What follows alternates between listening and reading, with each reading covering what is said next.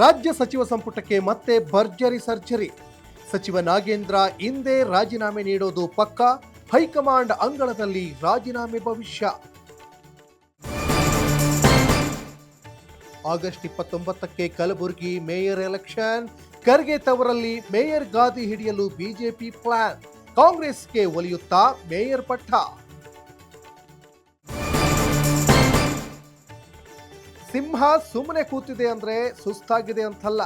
ಸ್ಯಾಂಡಲ್ವುಡ್ನಲ್ಲಿ ಕಿಚ್ಚೆಬ್ಬಿಸಿದ Kichcha Sudeep post. Silent ಆಗಿ ಶತ್ರುಗಳಿಗೆ warning ಕೊಟ್ರ ಸುದೀಪ್.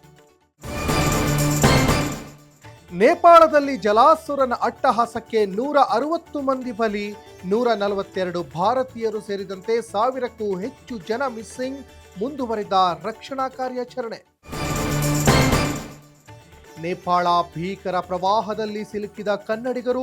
ಕಲಬುರಗಿ ಜಿಲ್ಲೆಯ 2 ವ್ಯಕ್ತಿಗಳ ರಕ್ಷಣೆ. ಕನ್ನಡಿಗರಿಗಾಗಿ ಹೆಲ್ಪ್ ಲೈನ್ ಆರಂಭಿಸಿದ ಸರ್ಕಾರ.